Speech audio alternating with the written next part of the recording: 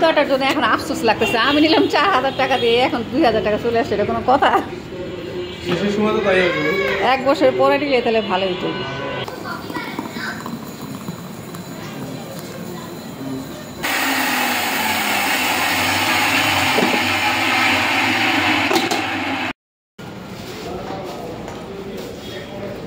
দেখি পিছন দিকে একটু ঘোরো।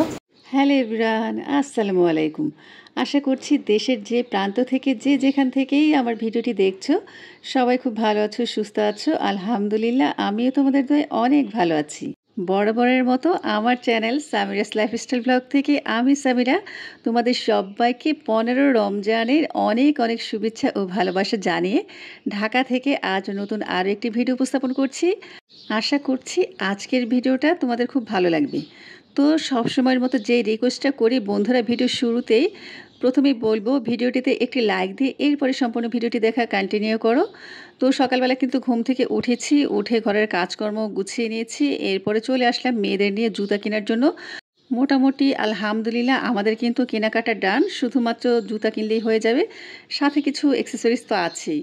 বাটাতে কিন্তু প্রতি বছরই ঈদ উপলক্ষে নতুন নতুন কালেকশন উঠায়, আর আমি কিন্তু সত্যি কথা বাটার লাভার। আমার কাছে মানে বাটার জুতাগুলি এত কমফোর্টেবল লাগে যেটা কিনা অন্য কিছুতে লাগে না। এছাড়া তো ওরা বিভিন্ন ডিজাইন করছে, তো দেখা যায় সব মিলিয়ে এই কারণে ভেবে চিন্তে বাচ্চাদের নিয়ে বাটাতে আসলাম। তবে আনফর্চুনেটলি বাটা থেকে আমার জন্য আর তাসনিমের জন্য নিতে পারলাম না, শুধু নাফের জন্য জুতাটা নিলাম, নাফির সাইজের হয়েছে। আর কি কি নিয়েছি এগুলো তোমাদের আমি পরের ভিডিওতে শেয়ার করব। তো এখানে যে দেখো বাটার কিছু কালেকশন দেখাচ্ছি, কিন্তু আমার ড্রেস অনুযায়ী এগুলো আসলে যাচ্ছে না, তো এই কারণে এখান থেকে নিতে পারলাম না। তবে যাওয়ার সময় তোমাদের আমি আর কি দেখাচ্ছি এক জোড়া জুতা। এই যে দেখো এই জুতাটা আমি নিলাম 4000 টাকা দিয়ে, এখন 2000 টাকা চলে আসছে। এটা কোনো কথা? শেষের সময় তো তাই হবে। 1 বছর পরে নিলে তাহলে ভালোই হতো। হঠাৎ করে দেখলাম এই জুতোগুলো ডিসকাউন্টে দিয়ে দিয়েছে, তো জিজ্ঞেস করলাম কত পার্সেন্ট, ওটা বলে 50%। এটা দেখে তো আমার মনটা খুবই খারাপ লাগলো যে 1 বছরের ব্যবধানে জুতার দামে অর্ধেক নেমে আসছে। এই কারণে আসলে মনটা খারাপ নিয়ে চলে গেলাম অ্যাপেক্সে। অ্যাপেক্স থেকে তাসনিমের জন্য প্রথমেই জুতা দেখব, আর ওটা দেখার পরে আমারটা আর কি পছন্দ করবো। অ্যাপেক্সও কিন্তু খুব সুন্দর সুন্দর কালেকশন আছে। তো এখান থেকে এই যে দেখো বাচ্চাদের কালেকশনগুলো কিন্তু খুব সুন্দর, তবে তাসনিম চাচ্ছিল একটু হিল টাইপের, কিন্তু আমি হিল টাইপের দিতে যাচ্ছি না, কারণ ওকে ফ্ল্যাট জুতা দিব যেন হাঁটা চলা করে একটু আরাম পায়। আর ওই যে নাফি ওখানে বসে আছে, ওর যেহেতু কেনাকাটা শেষ, রোজাও আছে, এই কারণে ওকে আর কি হাঁটাহাঁটি করালাম না, ওকে বসিয়ে রেখেছি। তো তাসনিমের কয়েক জোড়া জুতা এখান থেকে দেখছি, আর তাসনিম তো মানে যেটা দেখছে সেটাই ওর কাছে ভালো লাগছে।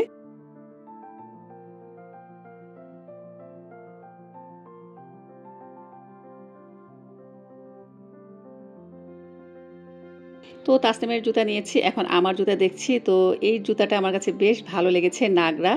আমার না কেন যেন ঘুরিয়ে ফিরে সেই নাগরা টাইপের জুতাগুলো বেশি পছন্দ হয়। এই নাগরাটা আমার কাছে বেশ ভালো লেগেছে, পরেও মানে খুব আরাম পাওয়া যাচ্ছে। তবে এটা আমার ড্রেসের সাথে একদম ম্যাচিং, কিন্তু আমি নিব না, কারণ হচ্ছে তাহলে শুধু ওই ড্রেসটার সাথে পরতে পারবো, অন্যগুলোর সাথে পরা যাবে না। তো এখান থেকে আমার জন্য নিয়েছি, তাসনিমের জন্য নিয়েছি, এরপরে নাফের জন্য তো বাটা থেকে নিয়েছি, তাসনিমের জন্য অবশ্য 2 জোড়া জুতা নিয়েছি। তো সব নিয়ে এরপরে বাসায় চলে আসছি। আগেই বলেছি এখন দেখাবো না, পরে দেখাবো। তো এখানে আমি বাসায় এসে ভাবলাম যে কি রান্না করব। আসলে ভাবনা চিন্তা করতে করতে অনেকটা সময় চলে যায়, কিন্তু আমি কিন্তু রাতেই ভেবে রাখি কি রান্না করব। তো চিন্তা করে রেখেছিলাম আজকে মাছ রান্না করব। প্রতিদিন দেখা যায় মাংসই খাওয়া হচ্ছে। আর পেঁয়াজও কেটে নিয়েছি। আসলে আর কি বাইরে থেকে এসে আমি দেখলাম এতগুলো পেঁয়াজ যদি আমি কাটতে যাই অনেকটা সময় চলে যাবে, তাই আমি জাস্ট পেঁয়াজগুলোকে ফালি ফালি করে দিয়ে এখন চপারে চপ করে নিচ্ছি। দেখবা কত সুন্দর কুচি হয়ে যায়। এছাড়া দেখা যায় ভাজা ভুনা করার জন্য একটু মিহি পেঁয়াজের দরকার হয়, তো এই চপাটা কিন্তু বেশ কাজের লাগে। দেখো কত সুন্দর চপ হয়েছে। তো এভাবে কিন্তু আমি একে একে পেঁয়াজ, তারপর হচ্ছে রসুন, আদা একসাথে কুচি করে নিব। আজকে চিন্তা করেছি ইফতারের কোনো ঝামেলা করব না, কারণ প্রতিদিন আসলে ভাজা পোড়া না আমার কাছে খেতে ভালো লাগে না। তাই কিন্তু মাঝে মাঝে দেখা যায় আমি রমজানগুলোতে ইফতারিতে দেখা যায় ভাজা পোড়া, বিশেষ করে পেঁয়াজু, আলুর চপ এগুলো আর কি মিস করে যাই। তো আজকে পাস্তা রান্না করব, এই কারণে কিছু রসুনের কোয়াও আমি গ্রেড করে নিলাম। দেখো অল্প কয়েকটা রসুনের কোয়া দিয়েছি, কত সুন্দর গ্রেড হয়ে গেছে, মানে একদম মিহি কুচি হয়েছে। এখন এই যে একটুখানি আদা দিব, তবে এই আদাটা নিয়ে আমার সন্দেহ হচ্ছে এত বড় একটা চপারের মধ্যে আর কি আদাটা ঠিকমতো হবে কিনা, দেখা যাক। এখন আমার ছোট আরেকটা চপার আছে, কিন্তু ওই যে পেঁয়াজ যে একসাথে বেশি পরিমাণে চপ করেছি এই কারণে এই বড়টার মধ্যেই সব কিছু একসাথে করে নিলাম। তো মাশাআল্লাহ বেশ ভালোই কিন্তু হয়েছে। তবে যদি ছোট চপারটার মধ্যে করতাম, জায়গা কম পেত, আর একটু বেশি ভালো চপড হতো পেঁয়াজের মতো। তো সব কিছু কিন্তু আমি আলাদাভাবে রেখে দিলাম, এখন রান্নার কাজে লাগবে। আর মাছগুলোকে কিন্তু আমি পিসেস করে কেটে নিয়েছি, লবণ মাখিয়ে রেখে দিয়েছি। এরপর শুধু এখন রান্না বসিয়ে দেবো। সাথে আজকে চিন্তা করেছি টমেটো দিয়ে আর একটু আলু দিয়ে শিং মাছটা রান্না করব। তো প্রথমে কিন্তু আমি ডালটা বাগার দিয়ে নিব। ডালের বাগারের জন্য এখানে আমি পেঁয়াজ আর রসুন কুচি নিয়েছি।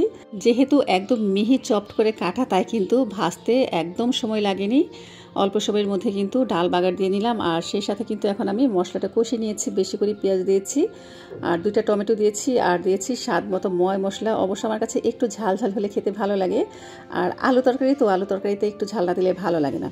তো দিয়ে দিলাম স্বাদ মতো লবণ। এখন আমি আলু আর মাছ একসাথে কষিয়ে নিব। তবে শিং মাছ কিন্তু অনেক নরম মাছ, এগুলোকে বেশি নাড়াচাড়া করলে ভেঙে যেতে পারে, তাই আমি চুলার আঁচটা মিডিয়াম টু লো হিটে রেখে এখন একটু কষিয়ে নিব। তবে কষানো কিন্তু ভালো না হলে মাছটা খেতে ভালো লাগে না। আমি প্রায় 10 মিনিট সময় ধরে মিডিয়াম লো আঁচে কষিয়ে নিয়েছি। দেখো তেল আর মশলা কিন্তু অনেকটা আলাদা হয়ে গেছে। এখন আমি পানি অ্যাড করে দিব। ভোর রাতে বা দেখা যায় ইফতারির পরে এই তরকারিটা কিন্তু খেতে ভালো লাগে। আর কয়েকদিন ধরে তো একদম কন্টিনিউয়াসলি আমার ঘরে গরু, মুরগি, হাঁস এগুলো চলছে। আজকে আর ভালো লাগছে না, তো আমার বরকে বলেছিলাম যে কিছু মাছ আনো। সে আবার রোজা রেখে বাজারে যেতে চাচ্ছে না। ফ্রিজে আছে শুধু চিংড়ি মাছ আর হচ্ছে শিং মাছ, এছাড়া আর কোনো মাছ নেই। তো তরকারি কিন্তু চুলায় বসিয়ে দিয়ে আসছি। আর এখন আমি শরবতটা করে ফ্রিজে রেখে দিব। আজকে পুদিনা পাতার শরবত করব। আমি কিন্তু মাঝে মাঝে এই শরবতটা তৈরি করি, মিন্ট লেমন জুস। এটা খেতে যে কি ভালো লাগে। তো আমার এই রেসিপিটা আমি একদিন শেয়ার করেছিলাম, ডিটেলস শেয়ার করিনি। তখন সাথী সেলিম লাইফস্টাইল ব্লগ থেকে সাথী আপু রিকোয়েস্ট করেছিল আমি যেন এই রেসিপিটা টোটাল তোমাদের ডিটেলসে দেখিয়ে দিই।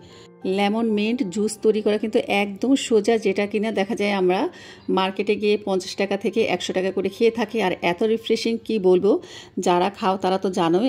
আমার মনে হয় এমন কোনো লোক নেই যে এই জুসটা পছন্দ না করে। তো চলো বন্ধুরা শুরু করে দিই। প্রথমে দিয়ে দিলাম এখানে 2 গ্লাসের মতো পানি, তোমরা তোমাদের পরিমাণ বুঝে নিবে। সেই সাথে আমি নিলাম 1 মোট পুদিনা পাতা, একদম ফ্রেশ পুদিনা পাতা।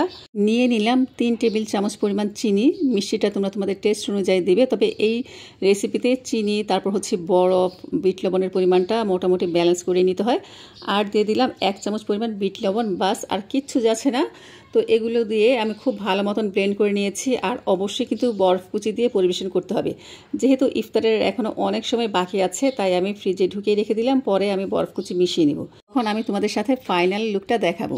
তো এরপরে কিন্তু রান্নাঘরে চলে আসছি, পাস্তা বানাবো। পাস্তা বানানোর জন্য কিন্তু আমি রসুনের কুচি, তারপর হচ্ছে আদা কুচি গ্রেট করে নিয়েছি। গ্রেট না, অবশ্য চপ করে নিয়েছি। চাইলে কিন্তু তোমরা বটি দিয়ে কুচি করে কাটতে পারো, বা আমাদের ঘরে কিন্তু একটা গ্রেটার সবার ঘরেই থাকে, গ্রেটারের সাহায্যে কিন্তু খুব সুন্দর কুচি করে কাটা যায়। তো আমি নিয়েছি এখানে পরিমাণ মতো পানি। পানির সাথে আমি 1 চামচের মতন লবণ দিয়ে দিয়েছিলাম। আর দিয়ে দিলাম এখানে আমি প্রায় 2 কাপের মতো পাস্তার সাথে সামান্য 1 চামচ পরিমাণ আমি তেল দিয়ে সিদ্ধ করে নিলাম। এরপরে কিন্তু একটা ঝাঁঝরিতে পানি ঝরিয়ে, ঠান্ডা পানি দিয়ে ধুয়ে ঝরিয়ে পাস্তাটা রেখে দিলাম। এখন মূল পাস্তা রান্নার রেসিপিতে চলে আসছি। প্রথমে কিন্তু এখানে আমি রসুন কুচি আর হচ্ছে আদা কুচি দিয়েছি। এরপরে পেঁয়াজের কুচি দিলাম। দেওয়ার পরে একটু হালকা ব্রাউন করে ভেজে আমি 2টা ডিম দিয়ে দিলাম। আর ডিম দেওয়ার পরে আমি যে এখানে ভেজিটেবল সবজি কিছু ফ্রোজেন করে রেখেছিলাম, সেখান থেকে 1 কাপ পরিমাণ সবজি দিয়ে দিলাম। এই যে দেখো, এই সবজিটা যে ফ্রোজেন করাতে আমার কত ভালো হয়েছে, সব কিছুতে কিন্তু ব্যবহার করা যায়। এই সবজিটার মধ্যে প্রায় 5 থেকে 6 আইটেমের সবজি আছে। এরপরে একে একে আমি কিছু সস দিয়ে দিলাম। এই সসের কারণেই কিন্তু পাস্তাটা খেতে ভীষণ ভালো লাগে। আমি এখানে দিয়েছি soya sauce, oyster sauce, Maggi sauce, white vinegar, tomato sauce, hot tomato sauce. এর সাথে দিয়ে দিলাম চিকেন পাউডার। ফিশ সসও কিন্তু দিয়েছি খুবই সামান্য পরিমাণ। তো সবগুলো সস আমি দেখা যায় 1 টেবিল চামচ করে দিয়েছি। শুধু ফিশ সসটা দিয়েছি 1 চামচ, আর হোয়াইট ভিনেগারটা দিয়েছি 1 চামচ। তো সাথে দিয়েছি টেস্টিং সল্ট, আরও দিয়ে দিব এখানে চিলি ফ্লেক্স। আর এখানে আমি 1/4 চামচ দিয়েছি কালো গোলমরিচ গুঁড়া। আসলে পাস্তা বলো, নুডলস বলো, চাউমিন বলো, সব কিছুতে যদি একটু ময় মশলা দেওয়া হয় আর একটু স্পাইসি করে রান্না করা হয়, আমার কাছে খেতে বেশি ভালো লাগে। তো এখানে আমি দিয়ে দিলাম স্বাদ মতো কাঁচামরিচ। কাঁচামরিচ বেশি একটা দিইনি, কারণ তাসনিম আবার খাবে, যেহেতু চিলি ফ্লেক্স দিয়েছি। গোলমরিচও আছে, এমনি কিন্তু পাস্তাটা একটু স্পাইসি হবে। তো আমি এখানে দিয়ে দিলাম প্রায় 2 টেবিল চামচের মতন বাটার দিলে কিন্তু খেতে বেশি ভালো লাগে। তো আমি কিন্তু এখানে আরও একটা টুইস্ট করব, সেটা হচ্ছে একটা স্মোকি ফ্লেভার আনবো। আর স্মোকি ফ্লেভারটা আনার জন্য আমি কয়লা এখানে ব্যবহার করব। কিছু কিছু চাইনিজ আইটেমে কিন্তু দেখা যায় স্মোকি ফ্লেভারটা না হলে ভালো লাগে না। আর দেখো দুধ পড়ে আমার চুলার 12টা বেজে গেছে। তো আমি এই যে কয়লার টুকরোটা একটা বাটির মধ্যে বসে একটুখানি সরিষার তেল দিয়ে এখন ঢেকে রেখে দিব। জাস্ট 2 থেকে 3 মিনিট রাখলেই হলো, এর বেশি রাখা লাগবে না। আর চুলার আঁচটা কিন্তু একদম মিডিয়াম লো আঁচে রেখে দিয়েছি যেন গরম থাকে, এর সময় সার্ভ করে দিব। আর আমি কিন্তু অফ ক্যামেরায় আজকে তান্দুরি চিকেনও করে নিয়েছি। আসলে প্রতিদিন দেখা যায় এক জিনিস দেখাতে ভালো লাগে না, এয়ার ফ্রায়ারে করেছি।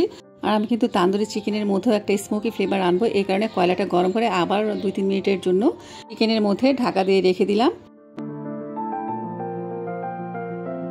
আর তোমাদের এয়ার ফ্রায়ারের ভিতরটা একটু দেখাচ্ছি। প্রতিদিনই দেখা যায় কিছু না কিছু বানানো হচ্ছে, আর এভাবে প্রতিদিনই আমার কিন্তু ক্লিন করতে হয়। এটা ক্লিন করা কিন্তু খুব ইজি। তো তোমরা কে কে এয়ার ফ্রায়ার ক্লিনটা দেখতে চাও আমাকে জানিও, আমি তোমাদের একদিন দেখিয়ে দিব। ইফতারের আয়োজন রান্না বাড়া সবই কমপ্লিট হয়ে গেছে আলহামদুলিল্লাহ, ইফতারের অনেক আগে।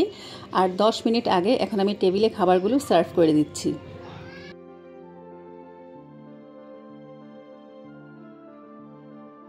আর আমি কিন্তু 2 আইটেমের জুস করে ফ্রিজে রেখে দিয়েছিলাম। এই হচ্ছে আমার পুদিনা পাতার জুস বা লেমন মিন্ট জুস। চাইলে জুসটাকে ছেঁকে নিলে একদম ক্লিন একটা আর কি জুস বের হতো, তবে আমার কাছে মনে হয় যেহেতু পুদিনা পাতাটা একদম ফ্রেশ আছে ফেলে দিয়ে লাভ কি, তাই আমি ছেঁকে নিলাম না। এখন দিয়ে দিচ্ছি ম্যাঙ্গো জুস, তবে ম্যাঙ্গো জুসটা কিন্তু অনেকটাই ঘন আছে। তো চিন্তা করেছি আমার বরের জন্য 1 গ্লাস রেখে বাকিগুলোর মধ্যে আমি 1 কাপ পরিমাণ পানি মিক্সড করব। তো পানি মিক্সড করেছি, একটু পাতলা হয়েছে। এখন কিন্তু জুসের থিকনেসটা একদম পারফেক্ট আছে। তো আজকে কিন্তু নাফি আর হচ্ছে ওর বাবা রোজা রেখেছে, আমি তাসনিম রোজা রাখিনি, তাই আমাদের জন্য জুসটা নিলাম না। ওদের দুজনের জন্য 4 গ্লাস জুস করেছি। আর অবশ্য জুস আছে ফ্রিজে রেখে দিলাম, তাসনিম যদি খেতে চায় তখন ওকে দিব, বা আমি আমার যদি পরে ইচ্ছে করে আমি পরে খাবো। আর তাসনিমের বাবা আসার সময় কিন্তু আনারস নিয়ে আসছে, হালিম নিয়ে আসছে, সেগুলো সার্ভ করে দিলাম। হালিমটা কেন যেন আমার কাছে দেখে ভালো লাগছে না, কারণ এটার উপর থেকে কিছু বেরেস্তা দেয়, কিছু সস দেয়, সেই সসটা দেয়নি। তো যাই হোক, এই হচ্ছে আমার ইফতারের আয়োজন। আর এখন আমরা সবাই ইফতারের টেবিলে বসবো, আজানের জন্য অপেক্ষা করব। আমরা যদি রোজা নাও রাখি তারপরে কিন্তু আমরা ইফতার খাবো। ইফতার কিন্তু বরকতময়, সেহরিও বরকতময়।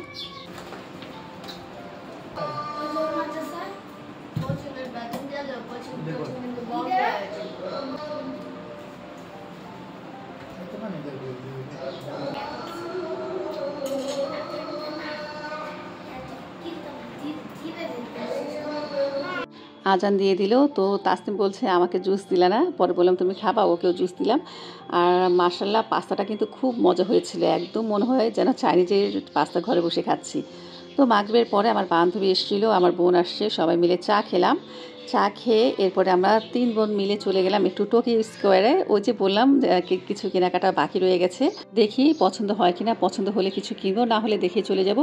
আসলে আমরা মহিলা মানুষ, দেখবা 4 রাত পর্যন্ত কিন্তু আমাদের কেনাকাটা কিছু না কিছু রয়ে যায়। এই রাবার, এই ক্লিপ, এই সেই করতে করতে 4 রাত পর্যন্ত কিন্তু আমাদের মার্কেটে দৌড়াতে হয়। তো মোটামুটি কিন্তু আমার ড্রেস কিনা, তারপর হচ্ছে মেয়েদের ড্রেস কিনা, জুতা কিনা, এছাড়া কসমেটিকও কিনেছি। এখন ভাবছি যদি ড্রেসের সাথে ম্যাচ করে একজোড়া ইয়াররিং পাই সেটা নিব, আর একটা ব্যাগ দেখব। তো মূলত আসছিলাম ব্যাগ দেখার জন্যই, কিন্তু ব্যাগ আমার তেমন পছন্দ হয়নি। লাস্টে একটা সেট আমি নিয়ে নিলাম ডায়মন্ড কাটের। ডায়মন্ড কাটের কিন্তু বিভিন্ন ভ্যারাইটিস আছে, ইন্ডিয়ান আছে, এরপর হচ্ছে চায়না আছে, তবে চায়নার কোয়ালিটিটা বেশ ভালো। আমার কাছে কিন্তু প্রচুর ডায়মন্ড কাটের কালেকশন আছে, তারপরেও একটা নিয়ে নিলাম। ওই যে মেয়ে মানুষ কথায় বলে না ভাই, মেয়ে মানুষ বাদ দেন, তা আমার হচ্ছে সে অবস্থা, মানে দেখলেই নিতে ইচ্ছে করে। আর আমার আপা, আমার ছোট বোন, ওরও টুকিটাকি কিছু জিনিস কেনাকাটা করেছে। বাচ্চাদের নিয়ে আসে না, বাচ্চাদের নিয়ে আসলে দেখা যায় মাথাটা খারাপ করে ফেলে, একবার বলে এটা দাও, একবার বলে ওইটা দাও। এই কারণে আর কি বাচ্চাদের নিয়ে সকালবেলা আসছি। আর এখন আসলাম আমরা 3 বোন। তো 3 বোন মিলে অনেক কিছুই দেখলাম, কেনাকাটা করলাম, কিছু খাওয়া দাওয়া করলাম। আর আমার কাছে না ঈদের সময় মনে হয় কি মার্কেটগুলো বেশি ওরা আর কি সাজসজ্জা করে সাজায়, তো খুব ভালো লাগে দেখতে, কেনার চাইতেও বেশি ভালো লাগে। বিশেষ করে চাঁদ রাত্রে কিন্তু আমি আমার 2 মেয়েকে নিয়ে, আমার হাজব্যান্ডকে নিয়ে বের হই খোলা ঢাকা শহরটা দেখার জন্য। আর এত সুন্দর করে সাজানো থাকে, সব কিছু দেখতে খুব ভালো লাগে। তো এই যে যেতে যেতে দেখো যে মার্কেটগুলো কত সুন্দর করে জ্বলছে, তোমাদের একটুখানি দেখালাম। মুসলমানদের বড় ধর্মীয় উৎসব বলে কথা, চারদিক সাজসজ্জা খুব সুন্দর করে সাজিয়েছে। তো বন্ধুরা, তোমাদের কাছে আজকের ব্লগটা কেমন লাগলো অবশ্যই কিন্তু কমেন্টস করে জানিও। সবাই ভালো থেকো, আল্লাহ হাফিজ, আসসালামু আলাইকুম।